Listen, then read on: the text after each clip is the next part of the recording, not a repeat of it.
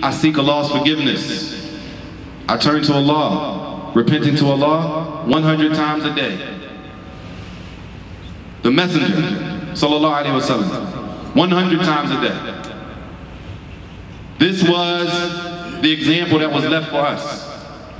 The Prophet ﷺ said he turned to Allah 100 times seeking his forgiveness in one day. It's upon every Muslim to ask himself or herself, how many times do you seek Allah's forgiveness throughout the day? How much forgiveness do we seek? Not just in Ramadan, not just in Laylatul Qadr, what we think Laylatul Qadr is, the night of power or the night of Qadr. Not just on Yawm al-Jumu'ah, on our daily lives, how much do we seek Allah's forgiveness? قال أبو هريرة رضي الله عنه قال رسول الله صلى الله عليه وسلم. Abu Hurairah narrated that the Messenger of Allah alayhi salatu wasalam said, Wallahi, he swore by Allah, Wallahi, إني لأستغفر الله وأتوب إليه في اليوم أكثر من 70 مرة. He said, Wallahi. It's the Prophet alayhi salatu wasalam, not the Wallahi that we use. Sallallahu alayhi wa. Brothers and sisters swearing by Allah lying, kadhib, and they use Allah's name. Haram. A brother or a sister, a Muslim, swears by Allah and they're not telling the truth. Bring Allah as a shahid. You bring Allah as a witness to what you get ready to say, and then you lie to the person standing in front of you.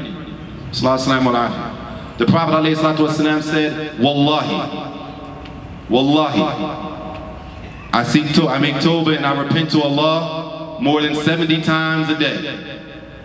More than 70 times a day. This is the model that we have been left, the sunnah of the Prophet sallallahu alaihi wasallam. And there's a famous hadith where Abu Bakr as-Siddiq radiallahu anhu, to show how serious the Sahaba were, he came to the Prophet sallallahu alaihi wasallam and he said radiallahu anhu, qala allimni du'a'an ad'u bihi fi salati.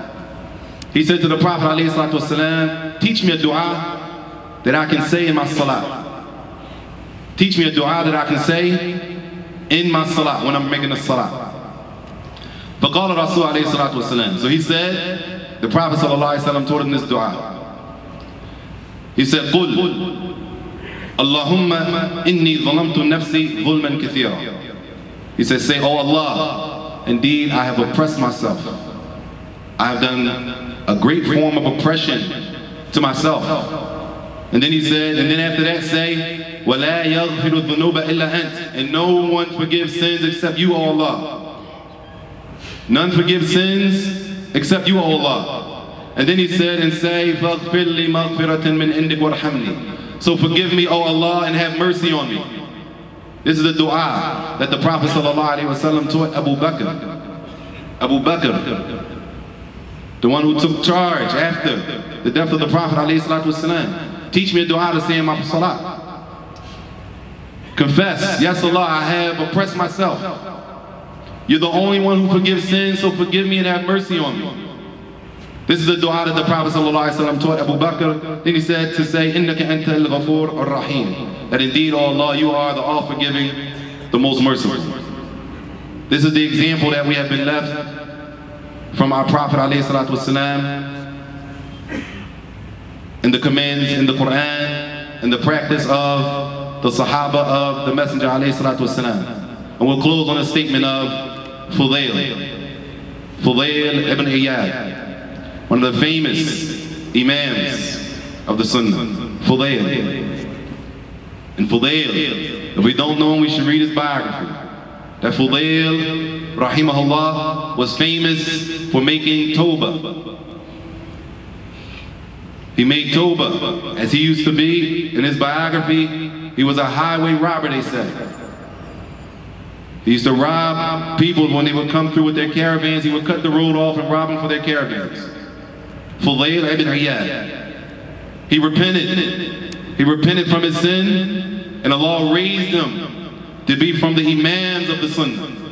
Fudail ibn Iyad rahimahullah. Fudail said to a man, and it's a hadith that he said to him, من أحسن فيما بقي غفر له ما مضى وما بقي. He said, whoever from this point on, they're upright and they obey Allah, they're upon istiqamah, they're upon uprightness and obedience to Allah, from this point on for the rest of their life, whoever does this, Allah will forgive them for their past sins and He will forgive them for the things that will come, because they'll be upright. Fudayl, and this is how they viewed sins. They were serious about sins, and there are many narrations of the Sahaba crying, and the Tabi'een, and many of the Imams of the Sunnah, they will cry. He said after that, the person who does that, he will be forgiven for what comes and the things that pass. The brothers could slide up some, inshallah. He said after that, وَمَنْ أَسَاءَ فِي مَا بَقِيَ أُخِذَ بِمَا مَضَى وَمَا بَقِيَ. And for the one who continues upon disobedience for the rest of his life, he will be held accountable for the things in the past and for those things that come. And then the narrator said after that, he said, ثُمَّ بَكَى فُضَيْلٌ. Then Fudayl began to cry. He began to cry. He's crying now. And as he's crying, he made a dua. وَقَالَ أَسْأَلُ اللَّهَ أَنْ يَجْعَلَنَا وَإِيَّاكُمْ مِمَّنْ يُحْسِنُ فِي مَا بَقِيَ. He said, I ask Allah to make me and to make you all from those people who are upon uprightness and obedience to Allah for the rest of their lives. And this was the dua of Fudayl ibn Iyad. Ask Allah Jalla wa Ala to give us all give us sincerity in our statements and actions, and to make us those who strive to implement the revelation of Allah Jalla wa Ala. Wa sallallahu wa sallam wa barak ala nabiyyina Muhammad.